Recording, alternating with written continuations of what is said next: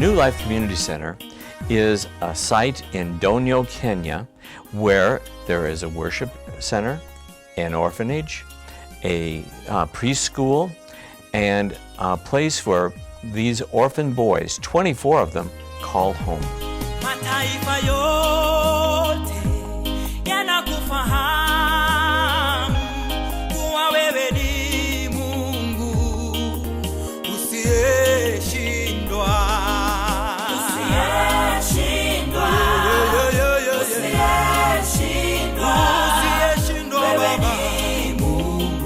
Wewe ni Mungu usiyeshindwa.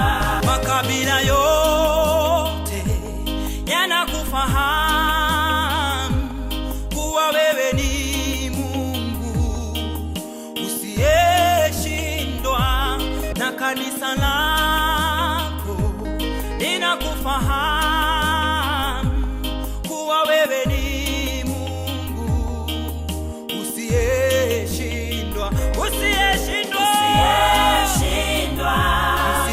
Usiyeshindwa. Wewe ni Mungu. Haushindwi kamwe. It was her second mission trip to Kenya, and memories of a special little boy sprang to her mind. Sarah, a nurse from Oshkosh, wanted to know what happened to Abel, the 6-year-old she had met in 2018 that had no use of his legs. He was paralyzed from his waist down from spina bifida. And that would be fixed here in our country. There, they couldn't afford it. It wasn't done. He needed medical care, and quickly. We as a group tried to bring him here on a medical visa to give him services. That didn't happen. Politics got involved and he was not allowed to come into the country.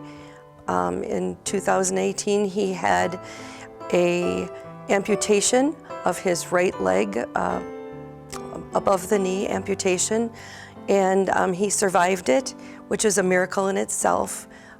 This time, she was part of a 9-member medical team going once again to New Life Community Center.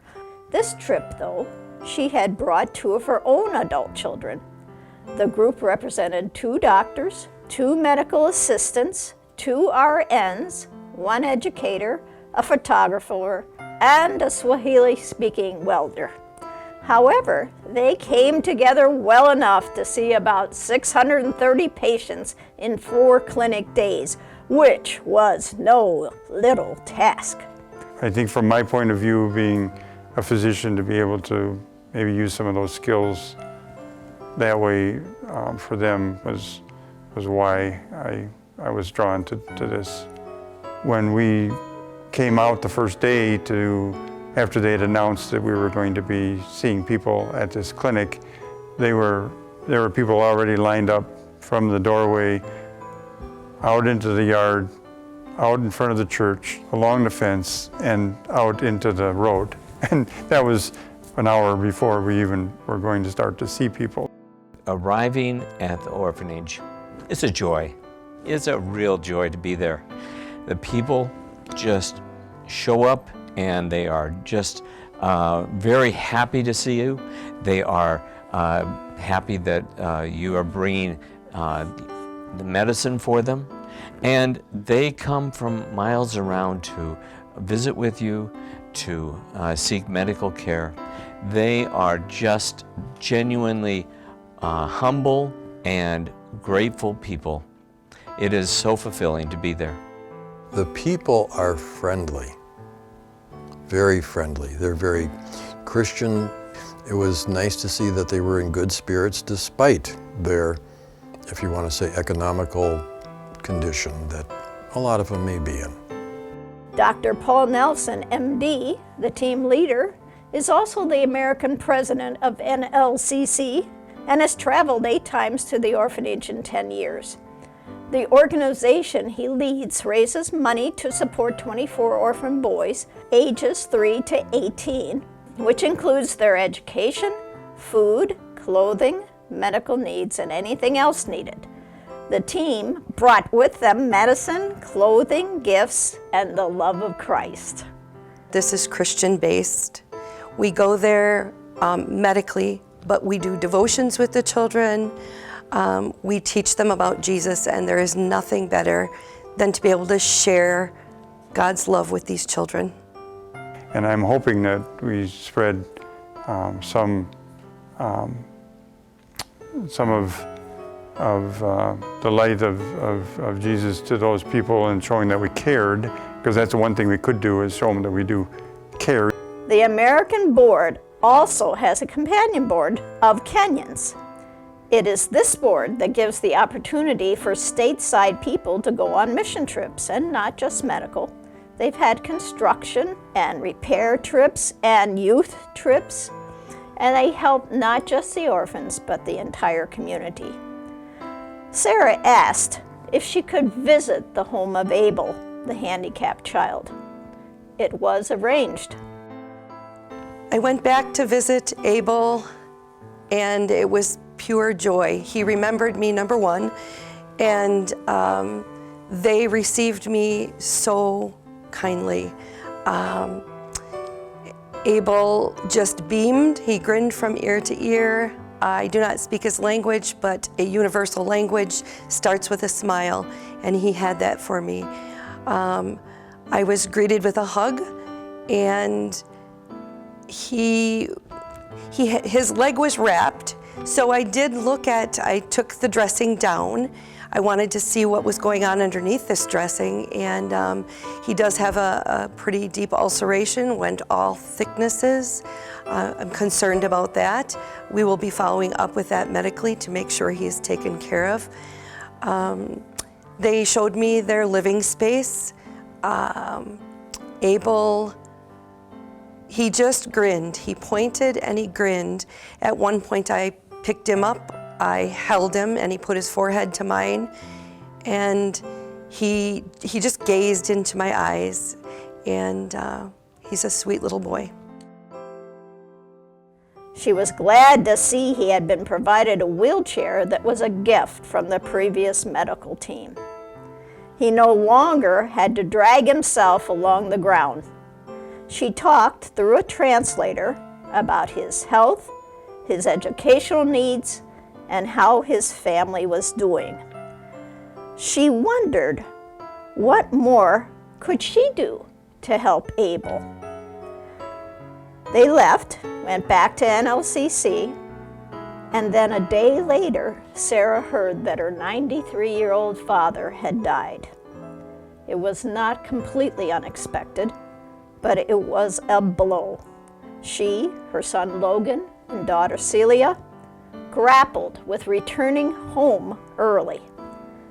However, they knew that he would have wanted them to stay.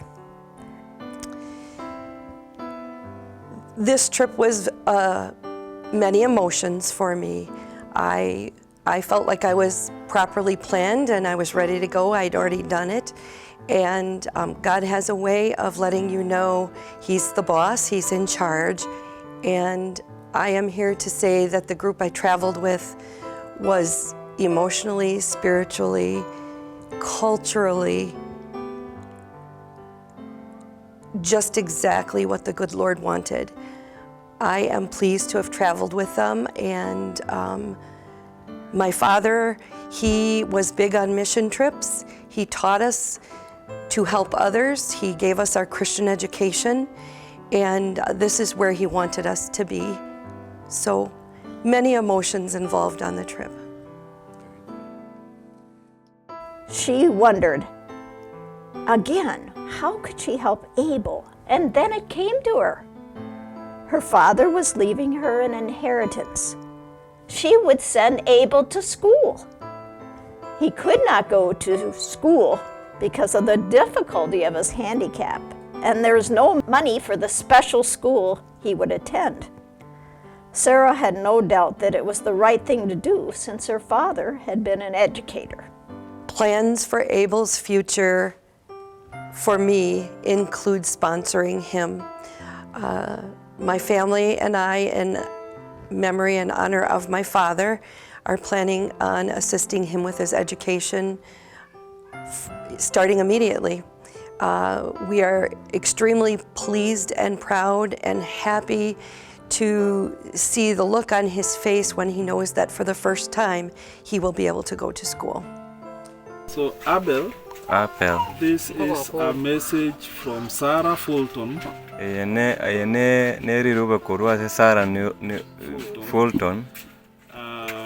And all our family here.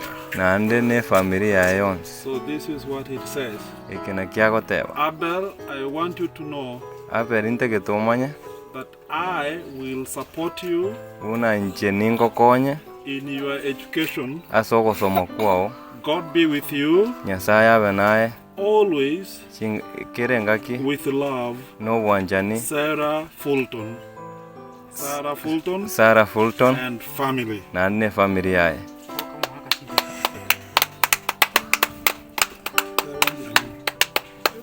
Thank you. Yeah, he says thank you very much. The mission trip changes lives, and not just those in Kenya. It changes those who participate in mission trips. The orphaned boys are blessed through them too.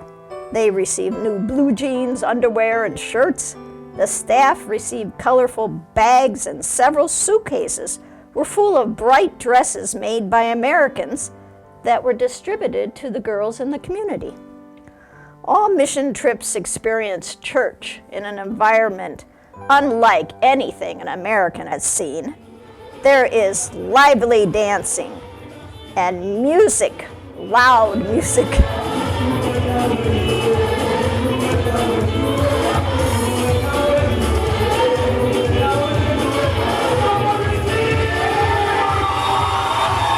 And they went to 2 different churches, and they were different. And their perspective was changed. Nothing like they had ever seen. They also watched during the weekdays the boys going up and down the hill, the steep hill, to get water for the orphanage. And the community people did the same. They had to go up and down with big containers on their heads. There is hope now, though, that a well dug 10 years ago now has started to have water. However, a new tower, tank, and conveyance system must be built for that clean water to get to kitchens, toilets, and showers. None now exist. It is needed not just for making life easier, but for health reasons. First day we got there, recognized the people carrying the water up from the creek, which was obviously contaminated water. They were getting it out of a stream at the bottom of the hill. As far as toilet facilities or showers facilities, they were lacking. That was something that really needs improvement. They actually have indoor facilities rather than outdoor facilities. We certainly need to get clean water for health reasons, for sanitation, for good hygiene. I'm hopeful and actually been praying that that well that was worked on and possibly is going to be able to provide water for them, clean water, will be such a huge thing for them to improve their conditions and their health. Electricity, sometimes unreliable, has finally also come to the orphanage. It was not all work for the team, though. Since the middle of the week, they were able to do some shopping in nearby Kisi and visit another town named Tabaka, where soapstone is carved, painted, and sold.